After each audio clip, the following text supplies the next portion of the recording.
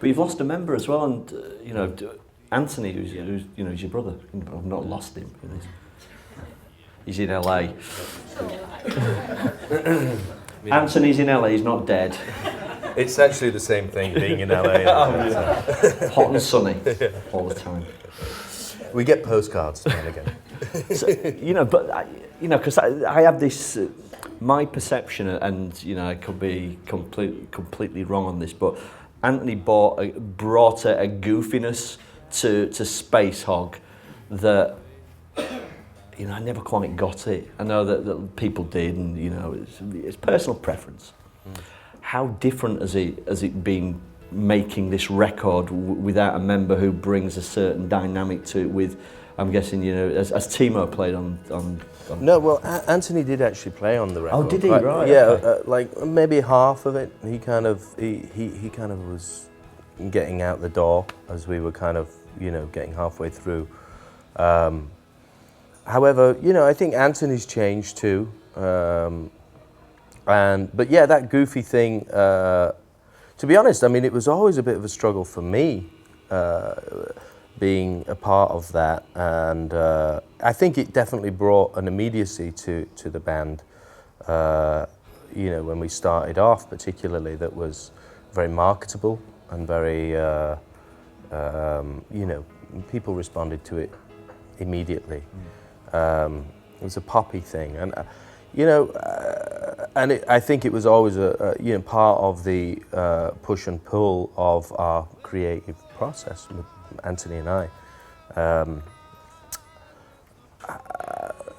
But whether or not that's something that's relevant today for us, not that we're, you know, I mean, I like a good joke just like anybody else, and you know, but it's a very difficult thing in music to be kind of quirky and also be serious, you know. And I think, you know, sometimes you can use humor as a vehicle toward getting your point across, and other times it's a distraction, and I don't know whether it ever was a distraction for us as such.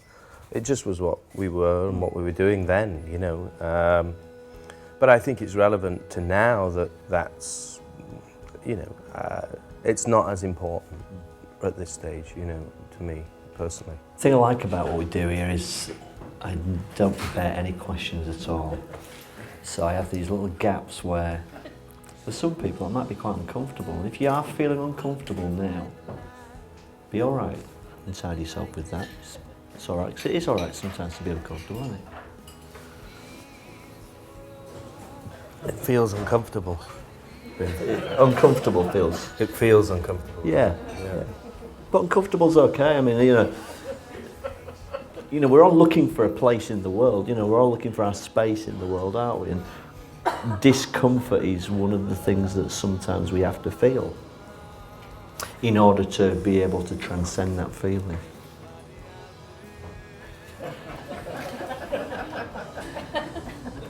It's not going anywhere, you know, it's not a trick question, you know, it's conversational. Well, I mean, I think we do, but we don't have to. No, we don't have to.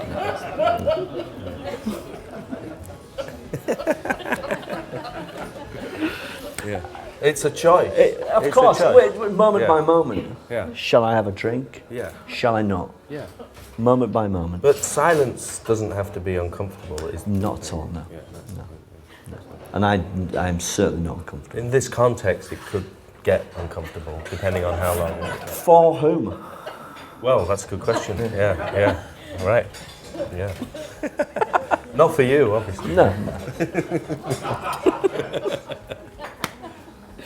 Me neither, actually. No, but that's good. I'm happy to just sit here if you want. Yeah.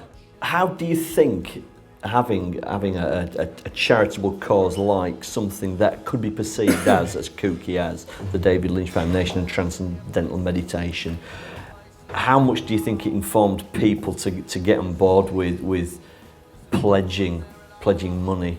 Because, you know, from what I understand, it was a really, really successful pledge.com. You know, you reach your target really quickly, right? I think it's, well, I know I can speak for myself only on this one, and if I truly feel as though I'm being charitable, it feels good.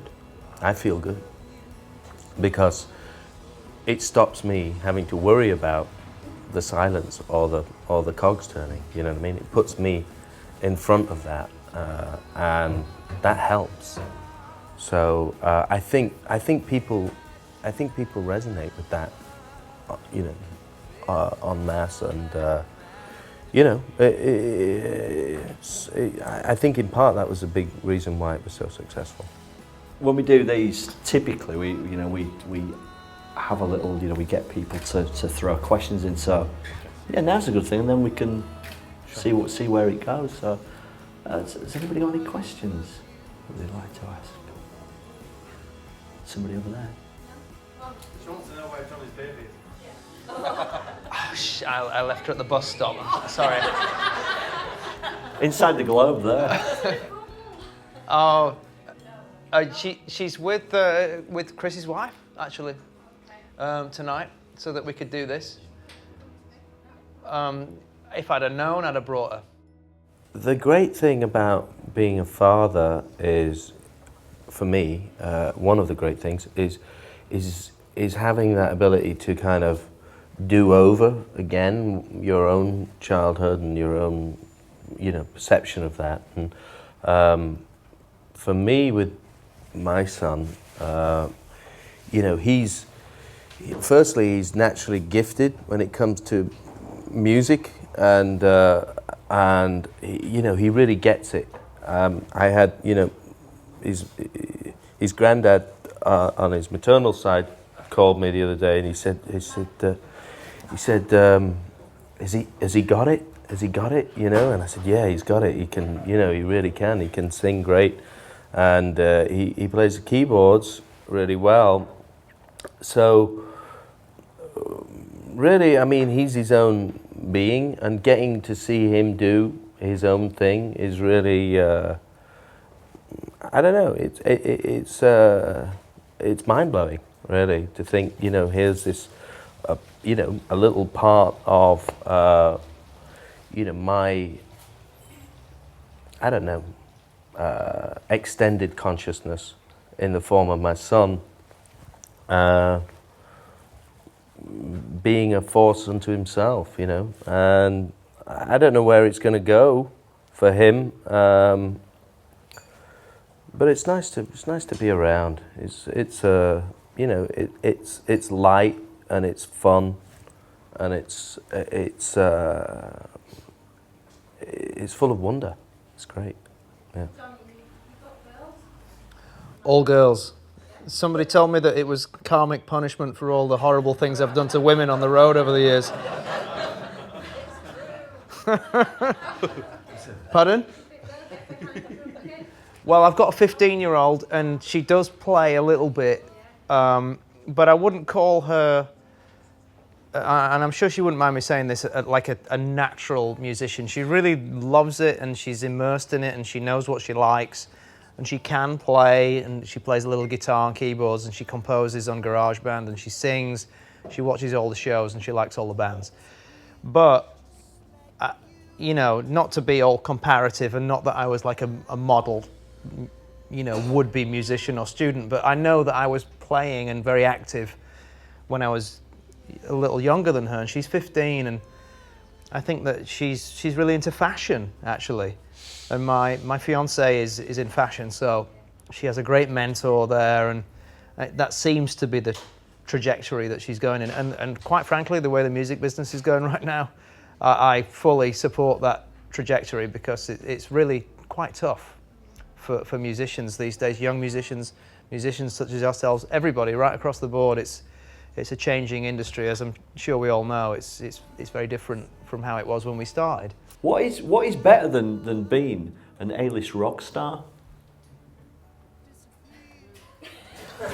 Well, you know, I think it depends on the rock star and their relationship to their rock stardom, really. Okay, so, you know, example. Well, a lot of them die, you know. Yeah, but what? Oh, okay, then what about Macca? Oh, you know. Yeah. So you know Macca, don't you? Oh, you met him. Yeah. Well, I don't know. Paul McCartney is, I don't know. He's like a god, isn't he? In the kind of, if we're doing stratas of rock stardom, Paul's up there, isn't he? Yeah, he's Paul McCartney, and he knows it. He's written some great songs, and he's a Beatle. So I don't know. But I don't know. He still deals with the same thing that you deal with, in terms of the big existential questions that we can't really answer, or that I wouldn't try and dream of getting into in this kind of format. But it's a journey for anybody, and I really consider myself really lucky, and well, maybe not lucky, just it's just my experience, and I'm grateful for that. I'm grateful I'm still here, because some people aren't, and there are those pitfalls, and believe you me, I think I've come pretty close to my own flirtations with those. So yeah, it's a long road, really. I think. Didn't somebody say that? It's a long way to the top if you want to rock and roll. So AC/DC. Yeah.